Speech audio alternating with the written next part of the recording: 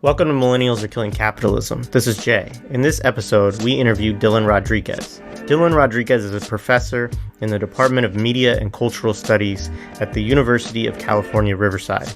He is also a founding member of Critical Resistance.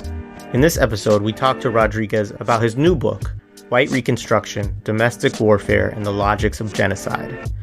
Rodríguez explains the historical process of white reconstruction and the current phase marked by a shift toward what Rodríguez calls multicultural white supremacy.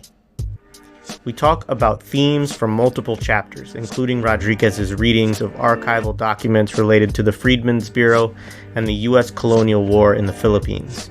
Rodríguez also talks about Barry Goldwater's creepy white pseudo-indigenous men's club and tribal tattoo. Rodríguez discusses his analysis of the 13th Amendment, prison strike demands, and the abolitionist practice of Chicago's We Charge Genocide campaign.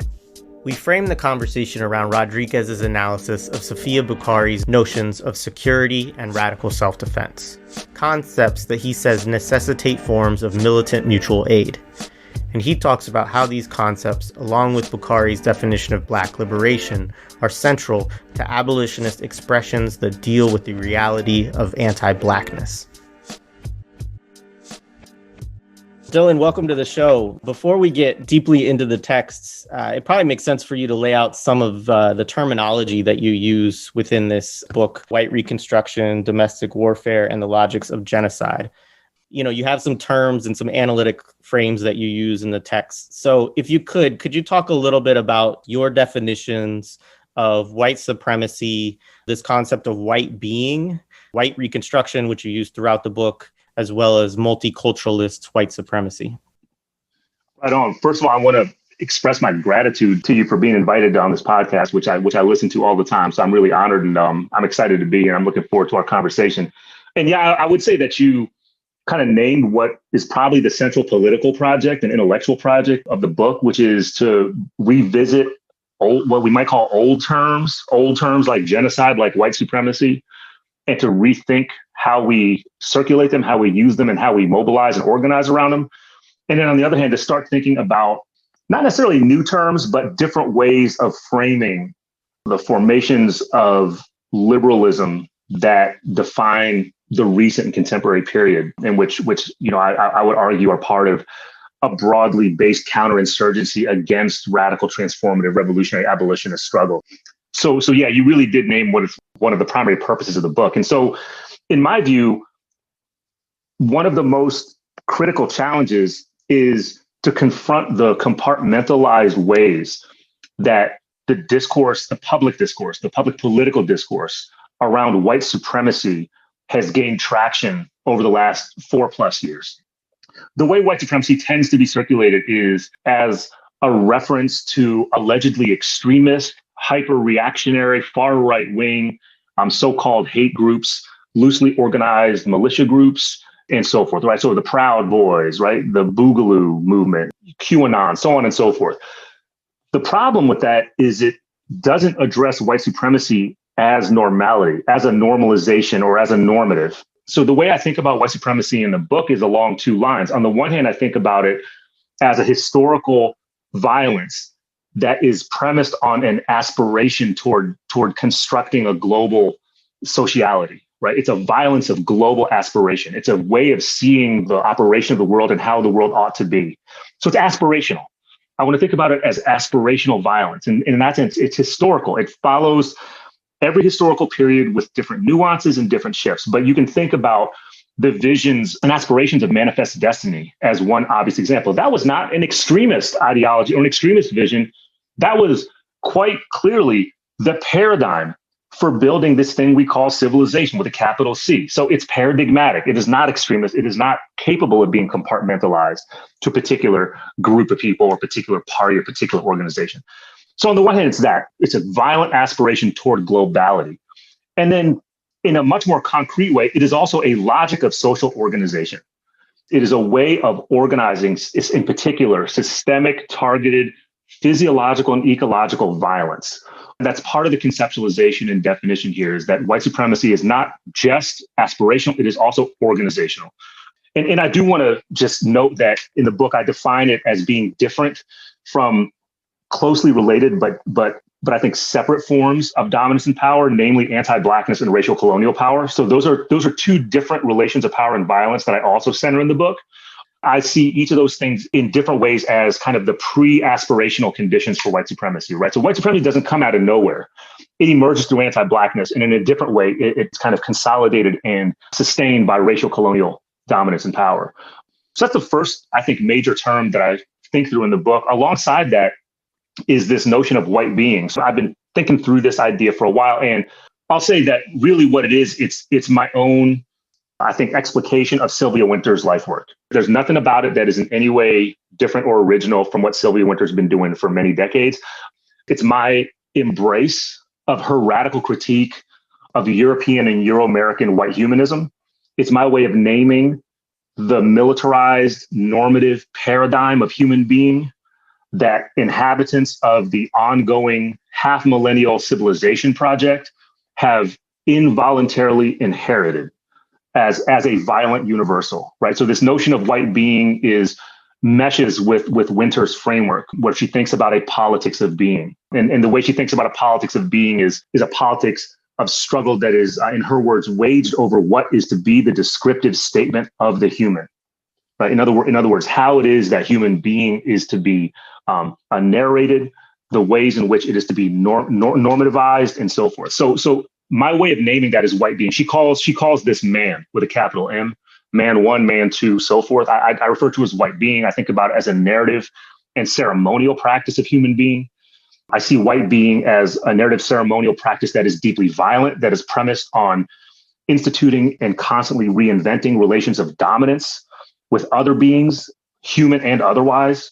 I see it also as aspirational mastery over the wildness, over the unknowabilities of nature, of different ecological and cultural forms in the physical universe, and so forth. And I don't see it as reducible to white people. It's a mobilization of violence and a narrative of human being that I think at times can be very capacious, seductive, and can even invite non-white people, so-called non-white people, into its apparatuses. So that's where I'm trying to distinguish white being from a really, narrow epidermalized notion of white people. I think certainly it's premised on the creation of this thing we call white people, but the danger and the violence of white being, especially in the contemporary period, is that it's opened itself to inviting non-normative, non-white people into its power, into its violence, even into its administrative forms of leadership. Barack Obama, Jackie Lacey, who until recently was the DA in Los Angeles and helped protect the LAPD's violence against Black people and brown people and so forth. That's white being. The major term that the book draws its title from is this concept, White Reconstruction. And I want to be really clear, and I think folks will see this when they read the book, is White Reconstruction is not just talking about the post-1960s period. It's not naming one moment of revival of white supremacy and the ascendancy of white being. In the broad sense, the way I think about and define White Reconstruction is as a kind of constantly resurging, historically consistent logic of reform and institutional rearticulation that attempts to sustain the ascendancy of white self-making and white world-making within a certain kind of humanist futurity, white humanist futurity, right? Whether you call it modernity, whether you call it civilization, manifest destiny, post-racial, etc.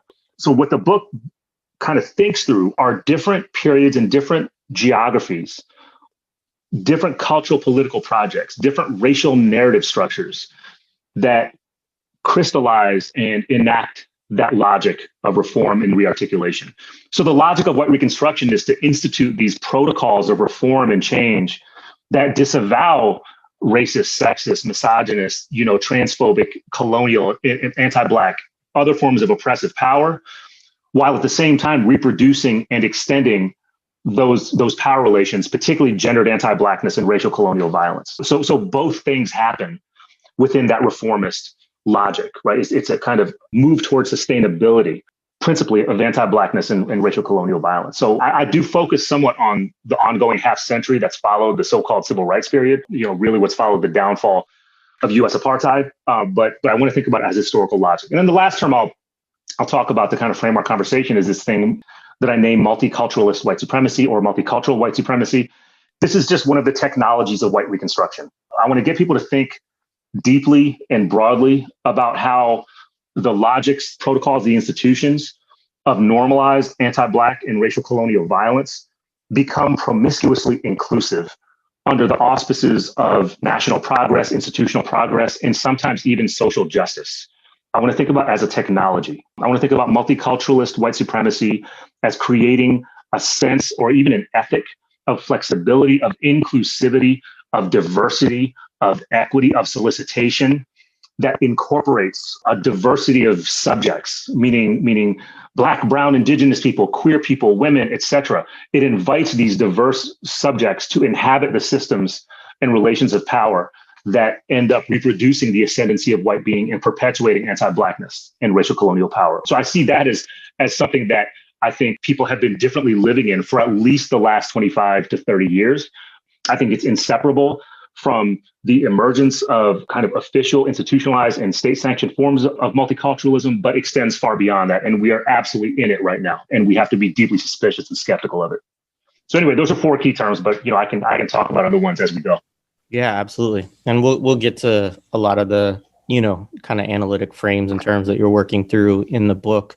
We wanted to kind of flip this book on its around in terms of its structure a little bit for our conversation, which you and I talked about, before we got on the call. But basically, the epilogue of your book is really talking about abolition in light of all of this, right? And, I think, this is especially important to Josh and I, but also to our listenership, right? Because the point of our show is to analyze the world, right? But then not just to analyze it, but to change it. So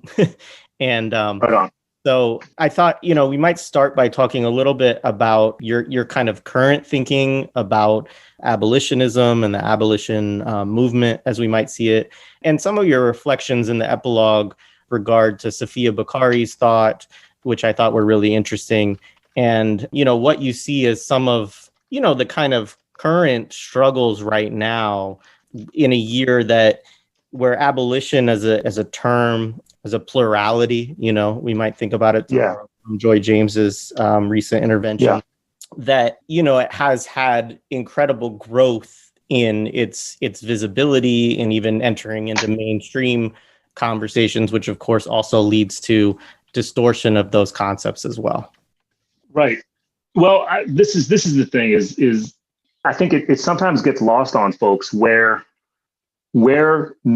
seemingly new collective social movement terms, identities, and commitments come from. And there's a tendency to fetishize these terms as if they've emerged out of nowhere, or that a few individuals kind of reinstituted them and remobilized around them and so forth and so on. So I think it's important to start with the notion that the fact that the terms, the analysis, and the practice of abolition has obtained some traction that it didn't have before in 2020, it can only be understood as part of a much longer process of pedagogical, political, and cultural labor that I think in its recent iteration dates to about the mid to late 1990s. So I think it's important to just honor that fact that there's this kind of recent history, about almost a quarter century at this point, of different kinds of people, artists, incarcerated people, lawyers, scholarly researchers, all kinds of different folks who have been working within this kind of notion of abolitionist analysis and abolitionist struggle and abolitionist organizing for that period of time, and have struggled within it, right? So it's not this kind of uniform ideological position. It's actually a kind of field of struggle, right? We argue with each other within this all the time. I mean, that's part of what constitutes it as a kind of abolitionist practice or abolitionist tradition. So I think we got to understand it that way, which is my way of getting at, I think, an important critical point, which is, there's a way that I think we have to be really principled about how we understand embrace of an abolitionist political identity. It's something that we have to understand is already grounded in an ethic of collective accountability.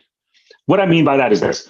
I'm seeing I'm not going to name names, I guess, because I probably won't be that productive here, but I've seen some folks who have, in recent history, been entirely distanced from abolitionist labor, right? In part because it's fucking hard. And until recently, nobody thought it was cool. You know, other than other abolitionists, all people who identify as abolitionists think it's cool as shit. But I'm talking about people who are in, the kind of in the kind of relationship to respectability in their professions. They want to be respected. They want to be recognized. They want some kind of institutional gravity. They want access to certain forms of professional and other forms of capital. They were going nowhere near overtly identified abolitionist praxis, right? Whether it was teaching, scholarship, organizing, or otherwise. And then come the rebellions and insurrections of 2020 and the flourishing of different forms of abolitionist and proto-abolitionist talk, aesthetic, work, struggle, organizing, mobilizing, etc. Some of these very same folks have eagerly adapted this identity. They've begun calling themselves abolitionists. And here's the problem with it is there's no such thing as an individual abolitionist. I mean, I can't emphasize that enough.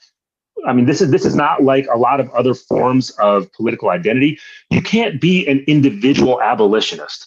What it means to be engaged in abolitionist praxis, and I keep using the term praxis, I'm thinking about Paulo Freire's definition as thoughtful reflection and action on the world to change relations, to change power.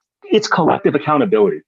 This is a kind of central, paradigmatic, methodological form of abolitionist labor. It's already embedded in a sense of collective accountability. And so the most meaningful shifts that I've seen people take in beginning to identify themselves as abolitionists is in community with people. It's in direct dialogue with people. Therefore, in accountability to some kind of collective struggle, movement, and work. I've seen it happen in mutual aid organizations. I've seen it happen in, reentry, meaning people that are coming out of prison and jail, reentry support groups and so forth. I've seen it among academic researchers, right? These folks are coming toward abolition because they're adjoining themselves to a certain kind of community. There's another point that I think is really critical when we reflect on abolition and abolitionist praxis in 2020, which is it is impossible, in my view, to be engaged with abolitionist work without being accountable to a particular tradition as well. Right. And the tradition is a Black radical, Black revolutionary tradition. It is a really strange thing that in some quarters, collectives of people are talking and doing what they consider to be abolitionist work with almost no mention of kind of precedents, of connectedness, of political and cultural inheritances from the Black radical, Black revolutionary abolitionist tradition. And I'm not just talking within the United States or even within just the American hemisphere. I'm talking about as a diasporic tradition, that abolition is entirely conditioned and informed by this much broader diasporic Black radical tradition. And so I see those things as inseparable. And my own kind of political intellectual background comes through Black radicalism, Black studies, and Black revolutionary struggle. So I think about this all the time, and I feel like I have to say it out loud as much as I can so that folks hold themselves in some kind of political, intellectual, and cultural accountability to that tradition, right? That they need to study it, right? There needs to be a sense of collective study around this tradition in order for folks to really contribute to it in a meaningful way and to also learn from it so that they're not reinventing some shit that folks have struggled with and been doing for many, many decades, for centuries. And you were asking me about Safiya Bukhari. Was there something specifically about her thought that you wanted me to think about? Because I have a lot I could say about the importance of her work, as speaking of Black radicalism. Yeah. To Safiya Bukhari, I mean, so you talk about her conception of Black liberation, you know, as a preliminary directive for those who place themselves in the historical service of abolitionist projects. It just would be interesting to hear some of your reflections upon her thought, and she's a figure that we haven't talked about in much detail on the show. So, I just wanted to give you the opportunity to kind of, share some of, maybe what within her thought stands out to you as kind of important to the abolitionist tradition.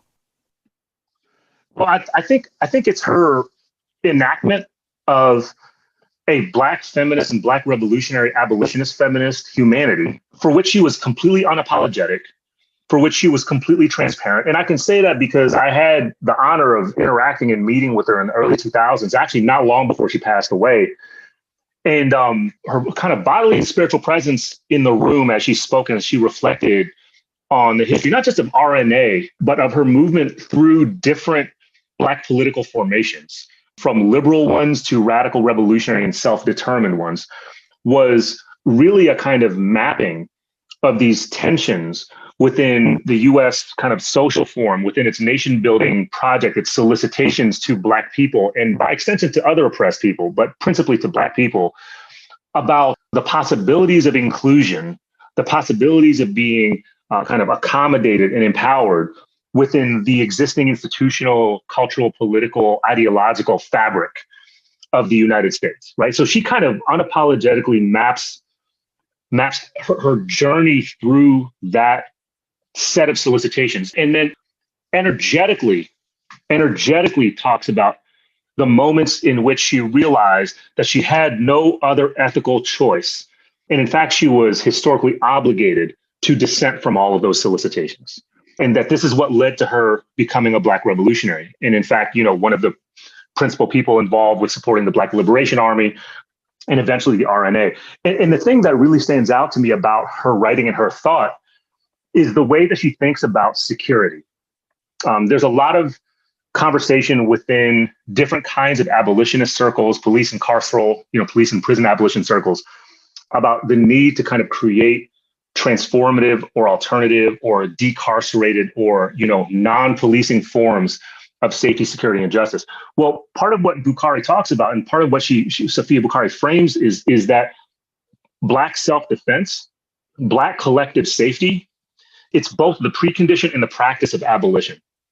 So what she pushes me to do is to think radically, to think as an abolitionist about self-defense. What self-defense means both as an immediate practice to protect the kind of integrity of the collective body, right? Of collective ecologies of being, right? So there's that part of it, right? The need for self-defense to defend against immediate forms of harm and violence, in particular state violence, though not limited to state violence. But also think about self-defense as the ethic that abolition is premised on, that this becomes the obligation that you have toward others within your abolitionist communities, that you actually stand up for each other, you defend each other, and that to institutionalize, in a sense, in an abolitionist way, to create infrastructures of self-defense is already to begin to live out what you might call the everyday, practical, immediate forms of abolitionist community. You don't have to wait for some other period of time to live out an abolitionist community. Developing these infrastructures of collective self-defense is actually part of that process. It's actually part of that being. Part of the abolitionist being is that. So I think the way she thinks about Black liberation as being premised on not just the defeat and the overturning of oppressive structures, anti-Blackness, racial capitalism, empire, and all the rest of it. It's not just that. It's about the notion of honoring and then creating infrastructures of protection for Black beings. She calls it the Black nation, right? But it's about a certain form of unapologetic Black humanity that needs to be protected. And so I think thinking through that as part of abolitionist praxis is really instructive. And it also mitigates against forms of struggle that might unintentionally or maybe even opportunistically rescript oppressive structures, by which I mean, reinstituting those forms of being that I would call white being, right? So how do you do abolition in a way that is also about the abolition of white being? And I think Safiya Bukhari's work, her thought, her life is a good example of somebody who's struggled around that all the time and offers us a lot of instruction around it. Awesome. Thank you. Yes, for sure. So yeah, it might seem like kind of a minor point in the text, but I think you make an important assertion in the introduction with regards to Gramscian concept of hegemony, which you argue does not properly apply in U.S. society. So could you share a little bit about that argument here? And in some ways, it seems like very much tied to your critiques throughout the book to both the quote unquote universal and to the concept of mass incarceration. Yes, definitely. So there's a kind of unspoken way that the Gramscian concept of hegemony permeates a lot of progressive circles, both within and outside the so-called academy, but within different kind of activist organizing circles. And what it's based on is the idea that there's a kind of war of position, that there's an ongoing protracted struggle through which the point is to seize hold of a certain kind of common sense to build a radical, transformative, or revolutionary consensus around building a different kind of world, a different kind of society. What I think is often untheorized or under-theorized in this kind of work is the location of state violence within this structure of power that people call hegemony. And this is a beef that many people I know share, right? People in Black studies, people in abolitionist circles and scholarly circles and otherwise also share, which is the idea that state violence is not, it's not corollary, it's not exceptional for targeted populations, right? So the Gramscian concept posits that state violence is relatively marginal as a form of power. And what is much more primary is the winning of popular consent, right? That's not really how it works in societies like the United States, right? In societies like the United States, the privilege of being won over to consent to the existing structure of power is reserved for particular populations, particular bodies, particular people. Other bodies, populations, and people, other geographies are targeted for direct police occupation, direct criminalization, and targeted incarceration. And that's why, part of the subtitle of this book is domestic war, right? So I tend to say that there's a tension between the formation of social power that people call hegemony and, a kind of antagonistic, contradictory, and historically persistent form of power and domination that I would call domestic war. And the reason why I clarify it or distinguish it as domestic war is I find that people in different kinds of left circles are very eager to acknowledge forms of global warfare that the United States, militarizes and sustains all over the planet, but are somewhat more hesitant, if not militantly hesitant, to thinking about how there's a kind of structure of ongoing domestic war that is premised on the same logic that chattel slavery and the plantation and transatlantic trade and captive Africans was based on, that the conquest of the United States, of the land conquest of the United States, the ongoing settler colonial occupation of the United States is also based on, that these are forms of both declared and undeclared war that are ongoing and are so normalized as the premise for the existence of the nation state itself that they seem to fall out of the picture and into the realm of what is assumed. And so I'm trying to, alongside many other people, I'm interested in trying to demystify the terror of that presumption, right? The terror of presuming the kind of foundational existence and permanence of, let's say, anti-Black terror as the premise for all other forms of power. That anti-Black terror is the premise for creating these forms of hegemonic consent, like that, the Democratic Party wants to create, right? Or that philanthropic foundations want to build alongside each other as part of police reform or criminal justice reform or whatever it might be, right? And one could say similar things about settler colonial occupation. So I'm interested in really demystifying this idea of a universal audience for hegemonic consent, which is what the kind of Gramscian paradigm oftentimes gets interpreted to mean, that there's a kind of universal audience of consent. No, that's not how it works. There's an identified audience of consent, and then there are other populations that are targeted for domestic warfare. That's also why I have a beef with this popular circulation of the term mass incarceration. And in some ways, it's really vulgar and simplistic, which is it's not fucking mass incarceration, right? The masses are not being incarcerated. It is targeted, right? It's an anti-Black structure. It is targeting particular populations, overwhelmingly poor Black people, in asymmetrical ways, queer Black people, increasingly Black women, trans people, and so forth. So it is targeted criminalization, right? Which is war. That's what warfare is, folks. I mean, it's asymmetrical. It is asymmetrical warfare. So I think that we have to be constantly skeptical and constantly, I think, on guard to push back against these terms of universalization that are tempting to use because they can serve as the premise for different forms of coalition and mass movement and so forth. I think there has to be some analytical and political specificity about who is being targeted in these conditions of domestic warfare that we call the United States. That's why I have that beef with certain kinds of paradigms of power that seem to slip by and go unaddressed in a lot of organizing circles and scholarly circles alike. Absolutely, completely agree. So can you outline your critique of the joint LAPD campaign and the critical lens you put on the diversity, equity, and inclusion efforts? And I wanted the degree to which you feel this critical posture is necessary towards all DEI efforts. Right. So I want to do this. So first chapter of the book is where I spend my time talking about this. But Joint LAPD was this effort that started around the early part of the 2000s. And it was in response to a set of scandals, in particular the Rampart scandal, that really racked the LAPD's reputation and subjected them to a lot of federal scrutiny. So one of the responses of the LAPD to this, record of scandal around anti-Black police violence, around setting people up for false convictions, all kinds of horrific shit, is the feds put pressure on them to essentially diversify their personnel.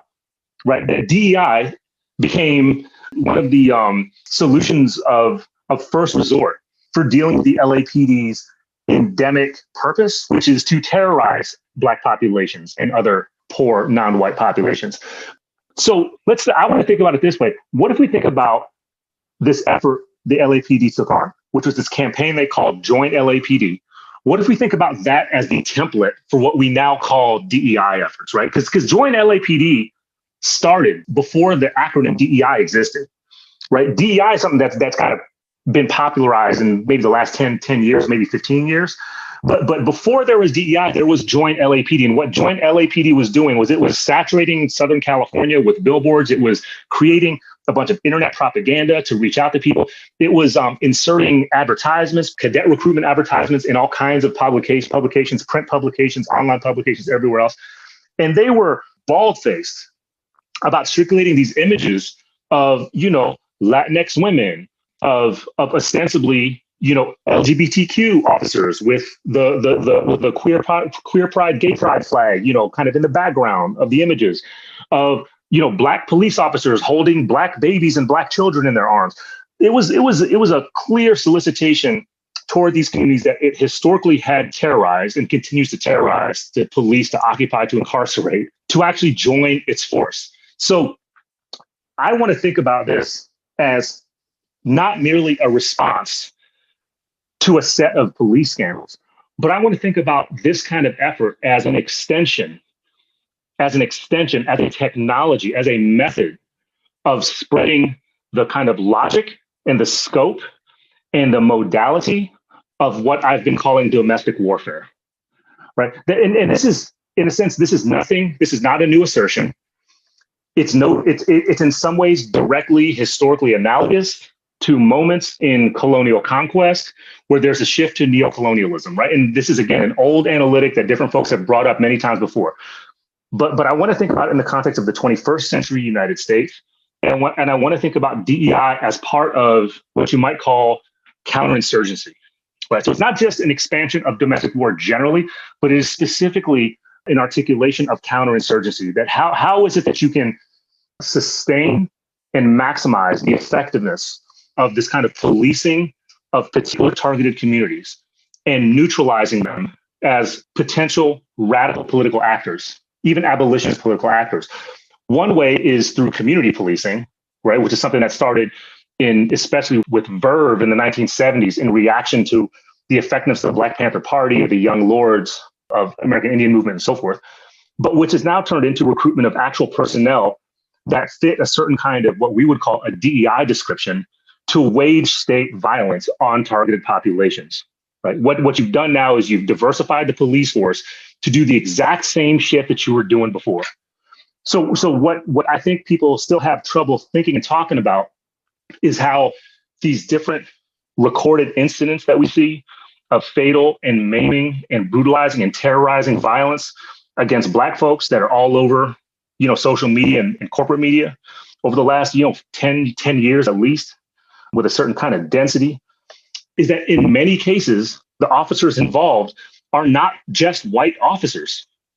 You know what I mean? That you actually have a relative diversity of officers who are involved in this anti-Black violence, in this racist violence.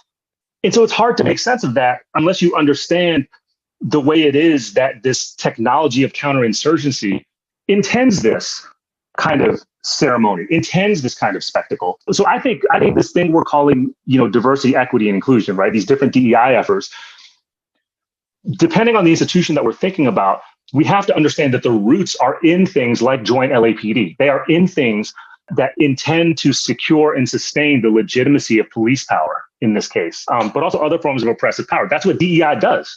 right? What DEI does is it intends to build legitimacy around already existing institutions and their logics of power. They're not intended to transform those things. And the most honest leaders, administrative leaders of DEI efforts will tell you that, right? They'll say, oh, we're not revolutionaries. We're trying to get more people involved with this shit, right? They'll say that. They'll say, no, we're not trying to do transformation here. We're trying to do institutional inclusion. Well, that's part of what I would call counterinsurgency, which is an extension of domestic war. Absolutely. So this next point is really interesting to me personally. I've worked with a lot of prisoners over the years, right? And the 13th Amendment is a very important, even organizing paradigm for national prison strikes and things like that. So could you share a little bit of your analysis around the 13th Amendment broadly, but also specifically with regard to what you refer to as the perpetual violence of white freedom? Yes. I want to start by saying this. I think there is a certain misinterpretation of the relevance of the 13th Amendment to the kind of contemporary period of the United States and elsewhere that needs to be corrected. And that is the point of thinking about the 13th Amendment in 2020 and 2021 and onward is not to deal with prison slavery, meaning the expropriation of incarcerated people for their labor. I mean, you know this because you work with incarcerated people, but the vast majority of people who are locked up in the United States are not forced to do labor. And in fact, one of the complicating things is that in some instances, incarcerated people are given days off their sentence if they agree to do what is in essence unpaid labor, right? So there's a kind of weird set of contradictions there. But the point is, the reason we got to think about the 13th Amendment is not because the point of incarceration in the United States is to enslave people and capture their labor. That's not the point. The reason we got to think about the 13th Amendment is because what it essentially does is demystify the idea that slavery, the logic of slavery, right, particularly the anti-Black logic of slavery, was ever actually abolished. To think about how slavery in the United States was not merely an economic system of labor expropriation, but it was also socialization of anti-Blackness as a broad-based nation-building social and cultural apparatus on which the nation was and is based. If we think about the 13th Amendment as shifting the premises for involuntary servitude to those who have been convicted of a so-called crime, right, then what we got to think about is the continuity, not of slave labor, but of the slave logic, right? The logic of anti-Black power, of dominance, of violence that follows the United States into this long period post-emancipation, right? That's the point. And I want folks to understand that, because you fall into an easy liberal trap when your main purpose in talking about the problem of domestic warfare, carceral prison domestic warfare in the United States, if you talk about the main problem of that being prison labor, you fall into a trap, because this system of targeted criminalization and capture would sustain itself even if it did not appropriate labor from a single incarcerated person. Because you know why? Because that's not its point. Right. The point is to, in many ways, sustain the anti-Black and increasingly the kind of class logic of racial capitalism to neutralize, liquidate, to contain people. So I think that's how I want to think about the relevance of the 13th Amendment. But in the broad sense, it's also about definitions of liberty, of individual citizenship, of freedom, and so forth. That the whole kind of framework of politicality, of political subjectivity, is already premised on the anti-Black slave logic, the anti-Black chattel logic that the 13th Amendment institutionalizes as a reform of slavery. That's the difficult thing, the vexing, relation of reform and anti-Blackness that I think needs to be put at the center of the analysis of both the formation of criminalization and policing in the United States, but also of notions of freedom, notions of citizenship more generally, right? The 13th Amendment creates this structure in which there's basically a condition of permanent war, permanent criminalization, permanent carceral and policing war against Black people through the extension of the chattel slave logic that becomes completely compatible, in fact, generally symbiotic with the rise of the modern post-slavery United States, right? That's the point of looking at it this way. Yes, absolutely. And I love that explanation too, as well, about particularly about the 13th Amendment and like the specific emphasis on that as a extension of slavery. But yeah, so kind of shifting gears a little bit, there's a chapter in your book that reads archival documents from the Freedmen's Bureau and the U.S. colonial campaign in the Philippines against the grain. What do these documents reveal about the racial colonial violence and anti-Blackness within the logics of white reformism? Specifically, one of the ideas you talk about in this chapter is pacification, which I'm sure you'll touch on. Yeah, so I read the archives of the Freedmen's Bureau and of the U.S. occupation and military campaign in the Philippines, really to think about how these state officials understood their presence in these wild places, right? Because that's how they saw these places as wild, as unsettled, as generally uncivilized, and it was in very different kinds of ways, but it was in overlapping ways. In the immediate post-emancipation South, it was about a confrontation. This is about kind of the northern white state subjects confrontation with recently enslaved and chattelized Black people and white people that were deeply affiliated and loyal to the Confederacy, right? They saw this as a state of wildness. They disidentified from it. They saw no complicity in it. They disavowed any responsibility for creating the condition. So there was that political and cultural geography on the one hand. Overlapping somewhat with that was this genocidal colonial occupation, conquest and occupation of the Philippines, in which you had white military officials and eventually, colonial state officials who were reflecting on a similar kind of wildness. And it was similar in the sense that they would oftentimes transpose the terms of post-emancipation genocidal anti-Blackness to the conditions of the Philippines, right? They would directly use the terms, the symbols, the figures, the discourses of anti-Blackness to make sense of what they were doing in the Philippines.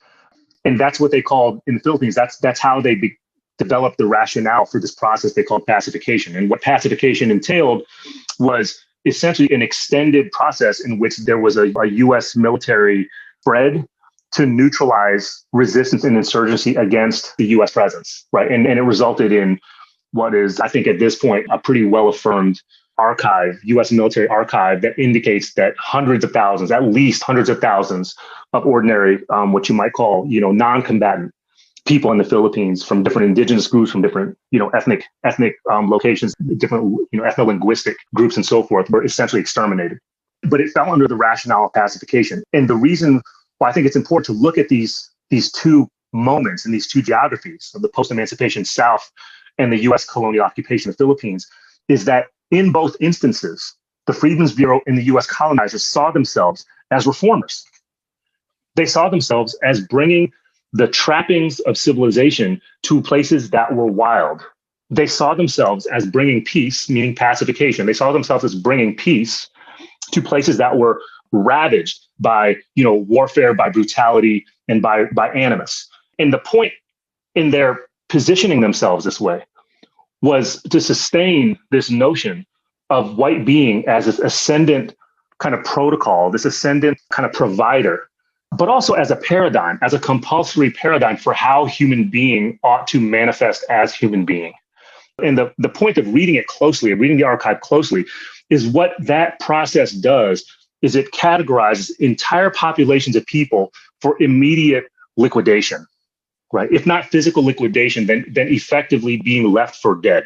So this is part of what I name as White Reconstruction, right? That this is about a certain kind of presiding presence of white being entering these places of warfare, of colonization, of conquest, of post-emancipation, and pacifying these places and civilizing these places, and doing so under the rationales of reform, oftentimes explicitly of a kind of humanist racial reform, of bringing the trappings of white humanity, of white being, into a kind of capacious interaction with the savage, right, with the former slave, even with the Confederate white person, in order to include them into the nation building project. And so that kind of fatal process, right, that violent and fatal process is what I'm trying to understand as being part and parcel of the logic of White Reconstruction across different historical moments. Great, thank you. You have a chapter that really focuses on Barry Goldwater, who's a figure, it's kind of an archetypal figure of modern conservatism, but also obviously very central to this logic of law and order, which pervades deeply into the present. You spent time in his archives, which you describe in the book multiple times as creepy. And if you wouldn't mind, Talk a little bit about some of the things that stood out to you in the Goldwater archives and how they relate to this concept of white reconstruction, and particularly this interesting interplay you notice between a person who, we would all probably define as a racist, somebody who defended, an institution like segregation or apartheid, but, also with these logics of post-racial discourse or multiculturalism. Yeah. Yeah. So I visited the Goldwater archives. It was in the basement of Arizona State University Library at the time. I think since then it's been moved, but I spent some time looking through really mostly personal documents, the Goldwater archives personal documents. This is early on in this project. I was trying to think about, okay, if there's going to be somebody who we identify as one of the primary state, or, if you want to call it organic intellectual archetypes of the contemporary period of white reconstruction, it's got to be Barry Goldwater, right? I always think about Barry Goldwater's Law and Order speech at the Republican presidential convention, right, when he was accepting the nomination, when he got his butt kicked in the election. But his paradigm of law and order and declaring war on the marauders in the streets, like basically his barely coded articulation of anti-Black racial warfare became the paradigm for electoral politics and criminal justice policy for half a century ongoing. That's who I was looking for. I was looking for that figure. I was looking for this raving piece of shit asshole who was responsible for declaring war on people and creating the period of the prison industrial complex and the militarization of the cops. What I actually found in the archive, maybe predictably for those that are much more used to doing archival work than I am, what I found was way weirder than that. It was unsettling, right? I found that Goldwater, yes. I found the Law and Order Goldwater in there, but I also saw that a lot of that was performative, right? A lot of that was an electoral performance. What was creepy about this archive was this dude, for example, he had this tattoo that he put on his hand that was intended to signify his membership in something called the Smoke Eye people, S-M-O-K-I, the Smoke Eye people. I thought it was Smoky until I read more closely and I realized you pronounce it Smoke Eye. And this was not, and I write about this in the book, this was not simply white men pretending to be Indians. It was even weirder than that. It was white men from a certain kind of business class, certain kind of class of social prominence in Arizona who understood themselves to be white people, but who saw themselves as honoring and venerating indigenous people, right? And so they formed this weird pseudo-tribal organization called the Smoke Eye, and they would tan themselves. They would get together every year and perform this massive ceremony called a snake dance. And there's pictures of this shit in the Goldwater archive. There's pictures of Goldwater with his tan showing off this weird tattoo on the back of his left hand that indicated his leadership of the Smoke Eye people. And so it's more than just a kind of fetishizing of indigeneity, right? In a kind of expropriation and sacrilege, or dishonoring, desecration of Native and indigenous cultural being. It's more than that. It's about a certain kind of projection of Goldwater's white self as, on the one hand, transcending complicity in what we would call the kind of structure of white supremacy, but also anticipating this thing that in the latter 2000 aughts, people started calling post-raciality, right? It kind of hints at what the structure of post-raciality actually means. It's something beyond the normalization of white supremacy. It's actually a kind of speculative transraciality that white people are invested in and that white being is invested in. And it is entirely central to white supremacy. So that is what I saw as enabling everything else that Goldwater did. And he had these different kind of pretensions toward transcending his own whiteness all the time. Another thing that I write about in this chapter is this personal note, a draft, actually. It was a draft of a personal note that he had written to Colin Powell. And in this letter to Colin Powell, he was making reference to his own supposed, kind of affinity and membership in what had once been a segregated branch of the US military. And then he crossed it out. And I think my reading of that archival moment is that he crosses this out because he realizes that to make reference to his own engagement with segregation and his kind of friendly relationship to Black people in the military would be to betray his recognition of Colin Powell's Blackness. And so he crosses it out because he's more interested in kind of conveying this, post-racial, non-racial, like kind of conservative humanist notion of affinity that disavows the very existence of military segregation. And therefore, kind of undermines the whole premise of this congratulatory note to Colin Powell, who is, as we all know, the first Black person to be appointed to that position in the United States.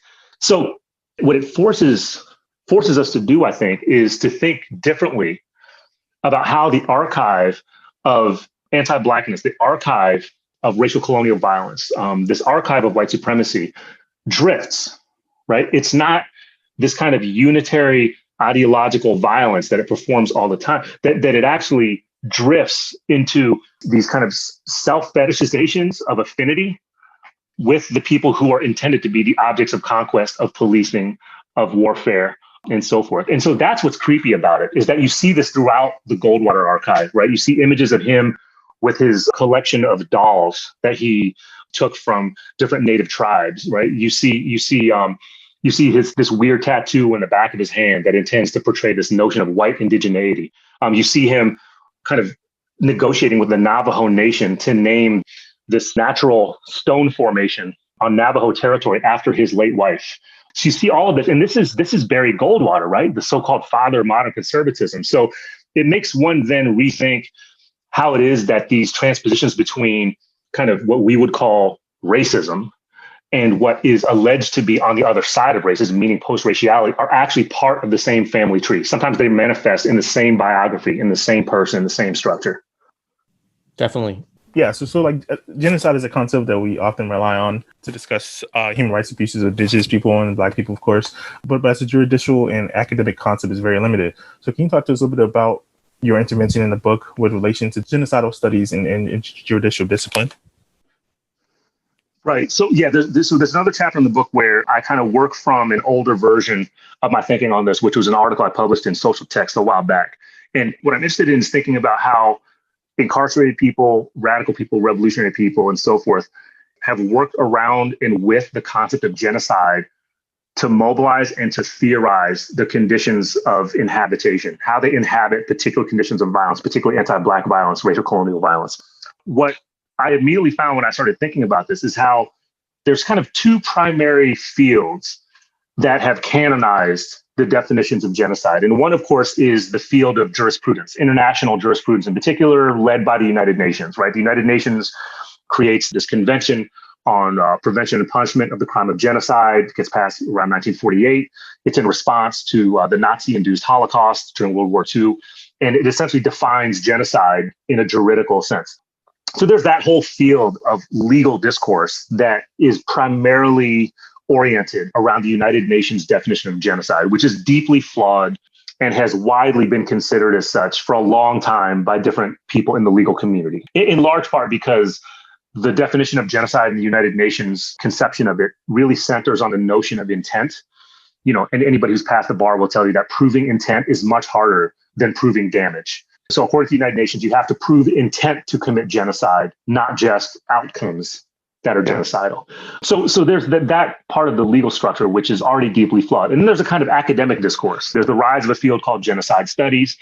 And in many ways, the field of genocide studies is also oriented around dealing with the United Nations definition, with dealing with jurisprudence and so forth. But the limitations of both of these fields is that they don't deal with how it is that oppressed people, incarcerated people, Black people, indigenous people, and others have generated rigorous, artistic, well-theorized, deeply collective articulations of the concept of genocide over the last ongoing half century. This is what I refer to in the book as poetics, as a poetics of genocide, that you have organizations and thinkers who use the term genocide knowing that their use of it is in direct conflict with the United Nations definition and with most academic definitions, and even with the kind of paradigms of academic study around genocide. And they do so purposefully.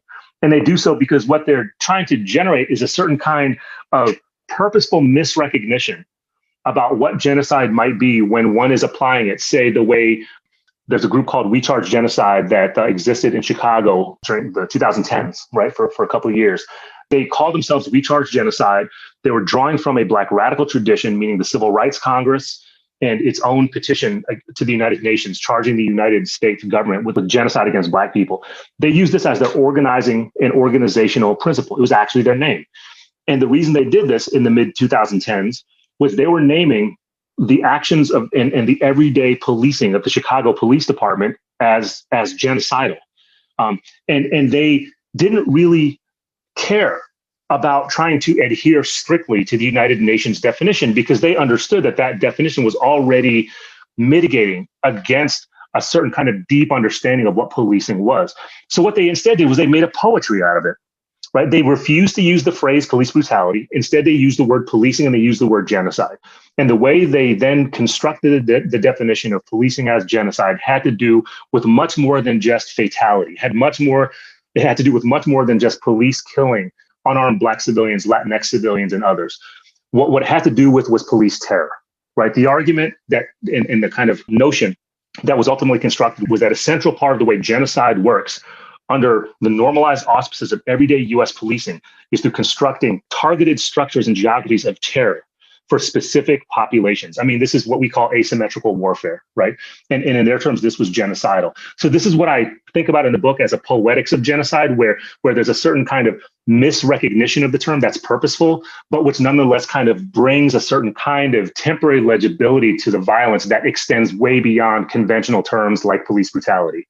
So yeah, there's a refusal to stick with these notions, with these forms of naming that want to exceptionalize state violence. If you say genocide, it's no longer exceptional. It's something which is systemic, it is programmatic, and is something which is sweeping. That's part of the purpose of thinking about how folks do that. And I think that it happens all the time with other kinds of terms. But genocide, the way genocide in particular gets used and gets deployed by Indigenous people, by Black people, by incarcerated people is really meaningful in that way.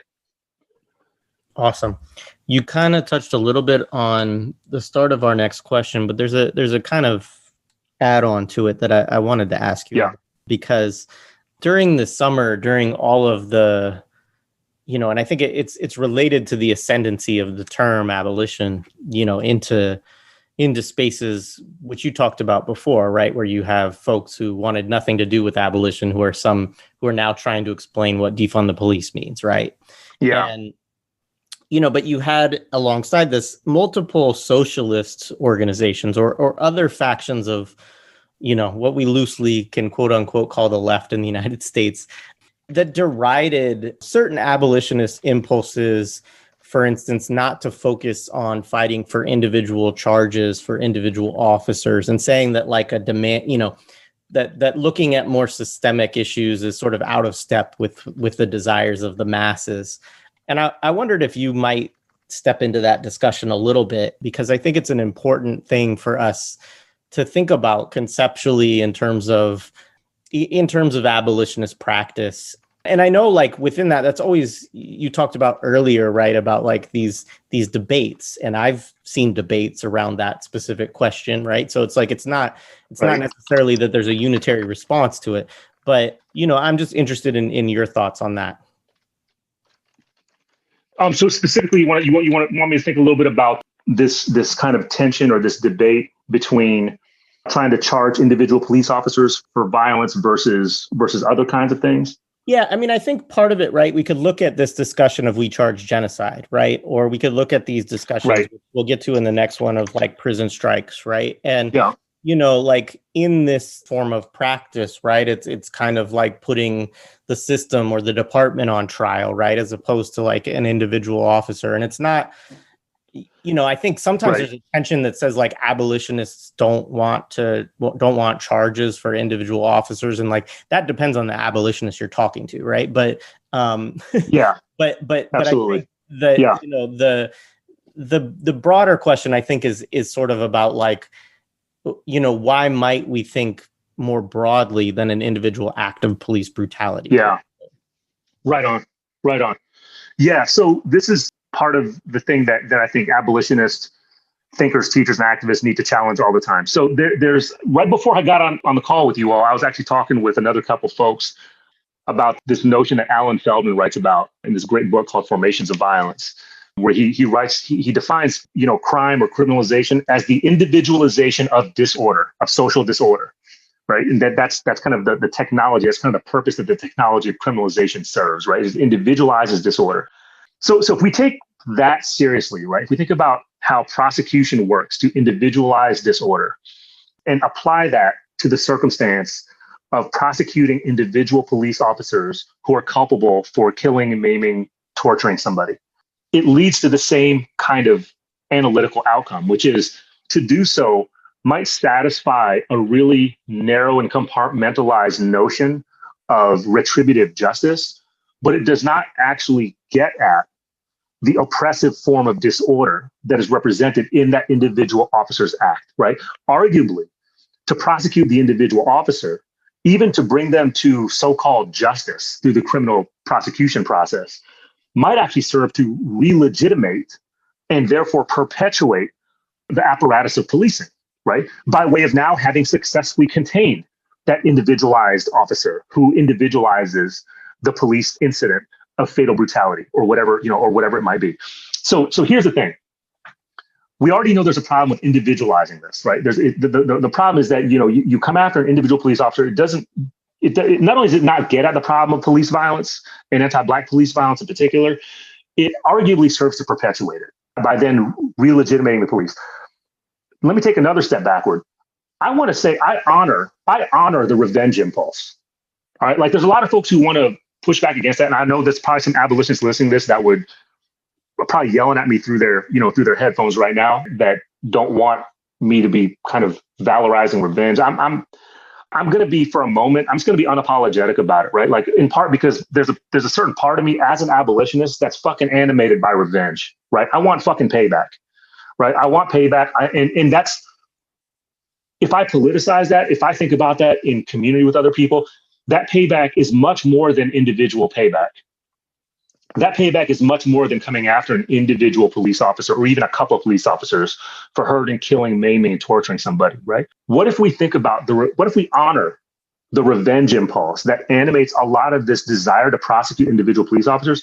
What if we honor that and then push to socialize it, right? What if we push to socialize the revenge impulse and bring it closer to something like accountability, reparation, and redistribution of precious things? Right, precious things like vital resources, like access to infrastructure, like this kind. What if we were to socialize the revenge impulse and say that prosecuting the individual police officer is not only inadequate to the kind of payback we want, but it's a distraction from it.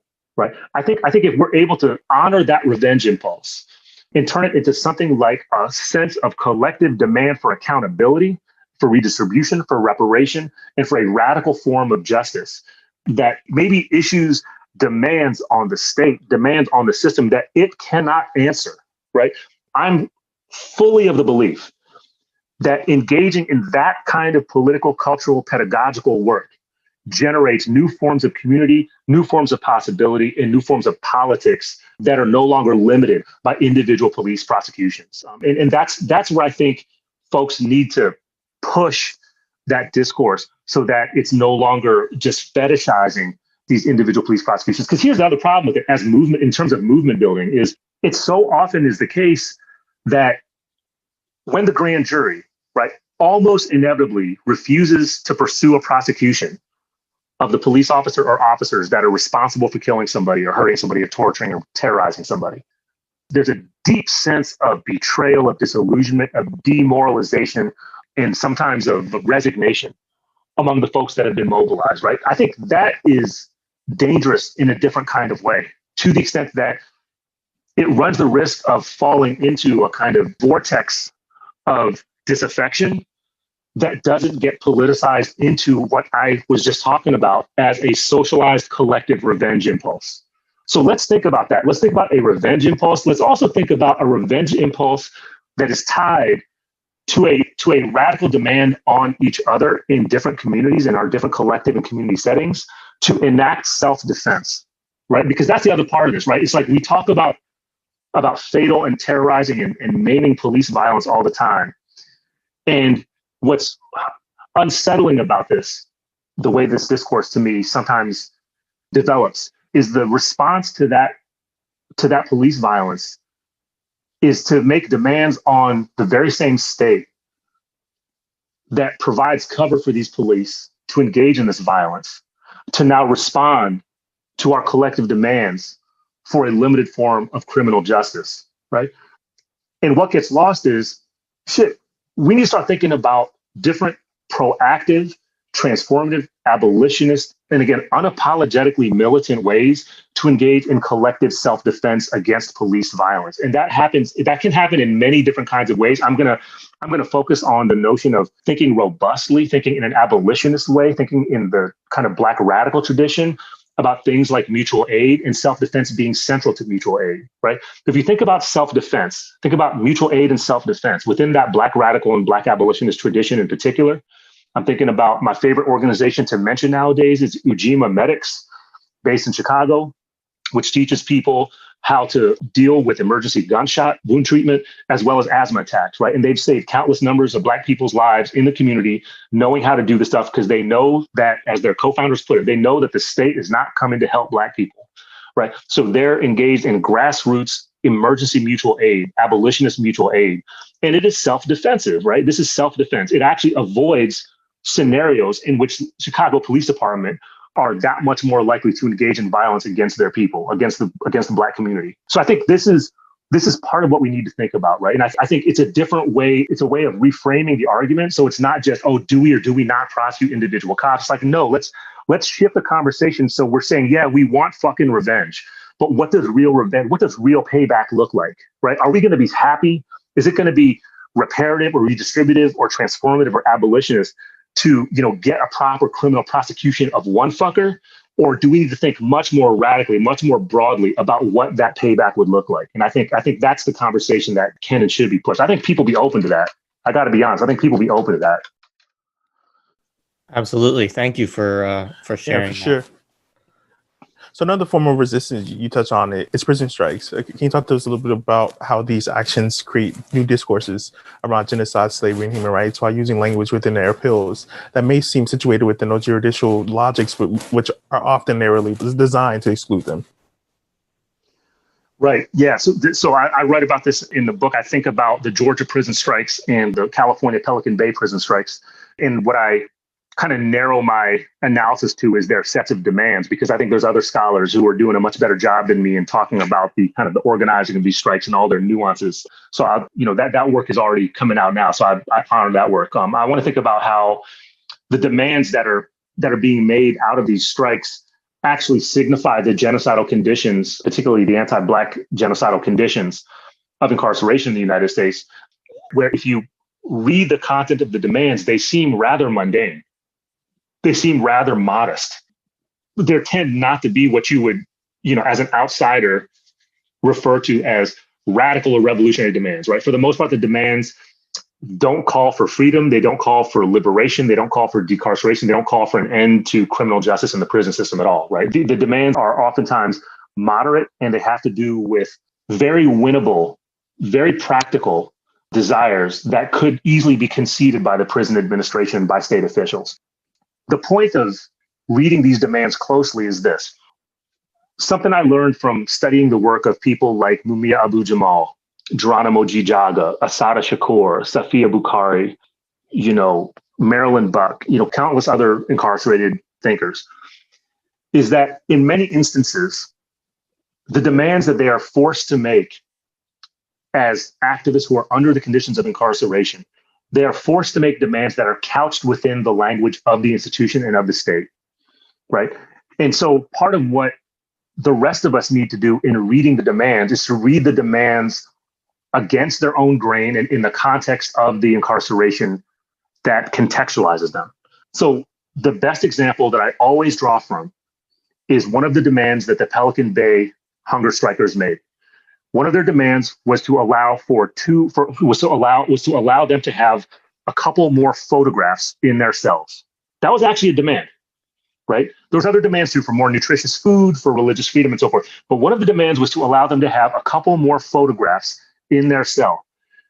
So if we're going to be serious and careful readers of that particular demand, then what we read into that is something which is, I want to say, morbid in an abolitionist way, right? What the demand is speaking to is a condition that is so isolating, that is so punitive, that is so demoralizing, that is so soul crushing, right? That it actually has to be listed as the demand of somebody who is putting their body and their life on the line in a hunger strike to be allowed a couple more photographs. What this speaks to is the condition of incarceration itself. And it is incumbent on those of us who are not under the conditions of security housing unit incarceration to enlighten, to radically recontextualize that demand, to not read it at face value, in other words. That's what I would call an abolitionist reading practice. I think what folks listening to this need to struggle to try to do is to train themselves in conversation with each other to do more of this, what I would call abolitionist reading practice. We need to read demands, read documents, read desires, including the one we just talked about, including the desire of people in police communities to prosecute individual police officers. We need to read these desires and these demands in the context in which they are emerging. And in that kind of reading, what we can get at is the condition, right? Let's get an analysis of the condition that then forces us to no longer take the demands and the desires at face value, right? So when somebody's in a position where they're asking for more photographs in their cell, what it is telling you is that they're in a condition of such sensory deprivation, of such isolation, of constantly fighting what incarcerated people, almost universally refer to as being broken, right? Fighting an apparatus which is trying to spiritually and existentially break them. That it's incumbent on all the rest of us to name that condition as what it is, right? It is asymmetrical warfare, it is genocidal, and there's no other ethical alternative than to abolish it. Right? There's no reforming that shit. And that's the point of an abolitionist reading practice. An abolitionist reading practice means that what you're able to get at is the kind of structure, the roots of the condition. And once you come to terms with the roots and the reality of the condition, I'm convinced that what that challenges and pushes people to do is to actually embrace a much more explicit and unapologetic abolitionist analysis. I'm convinced of that. Absolutely. It reminds me, honestly, of prisoners in South Carolina who've been trying to get metal plates off of their windows, right? So it's right on. The state decided, quote unquote, because contraband can be brought in through windows, or prisoners can see contraband on the yard through windows, right? That this is a security measure, right? And it's quite clearly a sensory deprivation measure, right? And it's one that has absolutely dire consequences. But there was a campaign a year ago around the idea that sunlight is a human right, which of course it is. But again, absolutely, it's reframing these things that seem so mundane, like you say, as we want to be able to look out the window and see the sky. Yeah, that's such an important example. And I want to fixate on it for just a minute, because you talk about South Carolina, right? I mean, this is a place where the overwhelming majority of incarcerated people are Black, right? So folks oftentimes hear activists, scholars, teachers, and others use the term anti-Blackness to think about a particular form of violence, domination, and power. And it sometimes comes off as being very abstract and very academic and all the rest of that. But if you want to think concretely about how anti-Blackness works, how it manifests, the example you just gave is probably pretty close to perfect, right?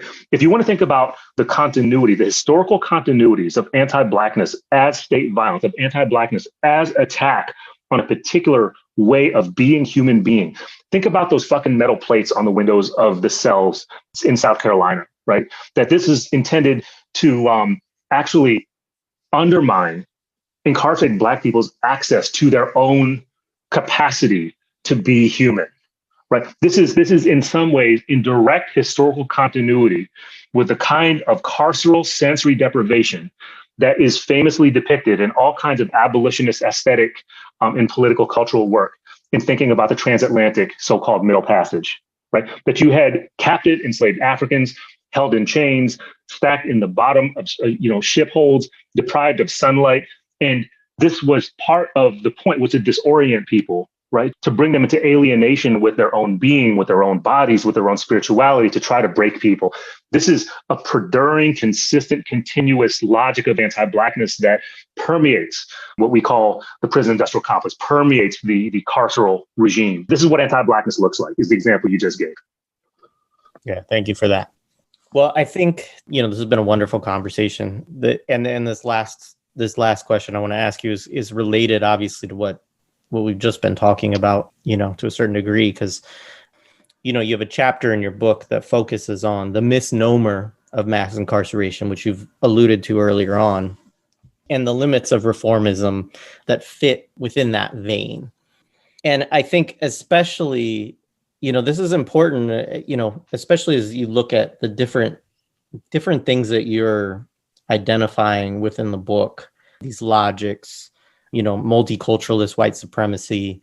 And I'm thinking about this as we enter into the regime, the Biden-Harris administration, which I think brings so many topics of your book kind of full circle, as we have this figure in Biden who's in many ways also, archetypal in a lot of the ways that Goldwater is, right? But on the sort of the Democratic side of the aisle, quote unquote, and I guess, the question was sort of like, what can we expect from this liberal multiculturalist law and order regime of Biden-Harris? But, I'm just sort of inviting you to kind of, ruminate a bit as we come to close on these kind of conjunctures of points that you make through this book with the incoming, reality that we're stepping into.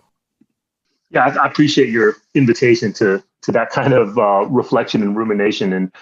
And I'll say that, I think a lot of us have been thinking about this, and we've been thinking about it in dialogue and debate with each other. And I think one thing that I've come to believe as an outcome of these ongoing conversations with, people around, people I love, people I struggle with and alongside, is that the period that we're in, actually, we're not just entering, we're in it, is a period, it's another kind of micro period of white reconstruction in which what we should anticipate is a constant spectacle, or a constant series of spectacles of political and cultural ceremony, both led by the state, but not exclusively led by the state, right? You'll have foundations leading this thing, think tanks, schools, corporations, and so forth. But I'm thinking about how we're going to be inundated with political cultural ceremony that exhibits notions of a respectable, a reasonable, and a rational normalization of state violence, of anti-Blackness and racial colonial state violence, right? The ceremony is toward a renormalization of that violence. That is a departure from the seemingly exceptional 4 years in which it was a kind of overt celebration of the alleged extremities of that violence, right? An invitation toward extra state forms of anti-Blackness and extra state forms of racial colonial state violence, gender violence, transphobic violence, and so forth.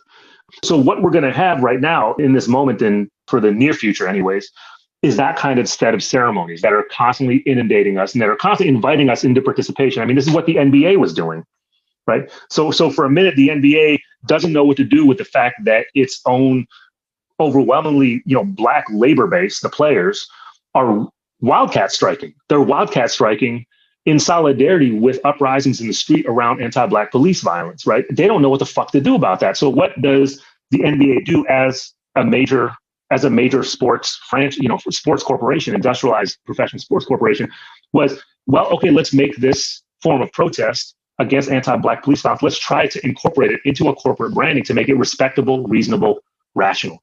Right. And that's what they did as spectacle. What you had were slogans that were professing alliance and solidarity with the Black Lives Matter movement, with notions of civil rights, notions of equity, notions of racial equality, and so forth, on the backs of players' jerseys, all written on the courts and so forth. What the NBA was doing was in some ways a kind of prototype, a kind of blueprint for what you're going to see happening in various iterations in different institutions for the foreseeable future. Something I've been thinking about a lot, for example, is at various institutions, especially universities and colleges around the United States, have started these task forces in response to the rebellions of the summer of 2020. They started task forces that are essentially task forces that are triaging criticisms of the police, criticisms of campus police, right? And they call them generally task forces on campus safety. And the ceremony of these task forces has nothing to do with trying to eliminate police violence or eliminate anti-Blackness in the police force. These are not abolitionist task forces. They're the opposite. The ceremony of these task forces is to invite critical input from a so-called campus community, students, faculty, and staff, to think about, how can police practices at our campuses be improved? How can we re-legitimate the police so that we're not in a climate of insurgency, of rebellion, of revolt, of potential abolitionist transformation of how we think about institutionalized forms of security and safety, and make sure that we can reinstitute the legitimacy of campus police forces by way of allowing people to provide input on these task forces. The task forces are always appointed by the administrations. They're always inclusive of actual police officers, if not the police chief. And they're always premised on the idea that the police must exist, right? So this is what I mean when I think about political cultural ceremony that is exhibiting a return to normalized, respectable, reasonable, and rational state violence, right? This is what we're talking about. And I'll end by saying this. That kind of ceremony is exactly what the U.S. Army describes in its counterinsurgency field manual. I believe it's in Chapter 7. So the U.S. Army in 2006 rewrote its field manual titled Counterinsurgency. They rewrote it for the War on Terror, right? But you can read the Counterinsurgency field manual to constitute a certain kind of description of the domestic geography, the domestic political moment that we currently inhabit. What we are watching is the unfolding of different forms of counterinsurgency. And there's an entire chapter in the U.S. Army Counterinsurgency Field Manual that is devoted to the importance of creating mechanisms that solicit critical input from occupied people, from policed people, right? From the people who are in direct confrontation with the U.S. state's militarization. That's the moment we are in, this moment we're going to be in for the near future. And I think we need to bring a sense of deep skepticism, of deep analytical and critical energy, and also of humor into confrontation with these forms of counterinsurgency, because they're fucking absurd, right? There's a certain way where I think it's totally fitting to just clown these things because they're absurd. Some of the things that these task forces do and say, some of the things that administrators and leaders will do and say in response to rebellions against police violence and abolitionist and proto-abolitionist insurgencies against state violence, the shit that they come up with, they don't know how the fuck to deal with it. So the shit they come up with is sometimes it's deeply and morbidly funny, and we need to fucking clown it and laugh at it all the time, at the same time that we are tethering our collective good-natured sense of humor to relentless militant critique and analysis, because that's what builds abolitionist collective movement. Absolutely. Well, thank you so much for spending time with us. It's been an honor and a pleasure to have you on. No, the honor was mine. This was great. I really enjoyed it. I hope that people out there listening got something from this, and I hope I wasn't. I hope I wasn't too much. No, you were not, and I guarantee that they will. So, I appreciate it, and yeah, absolutely. Thank you all.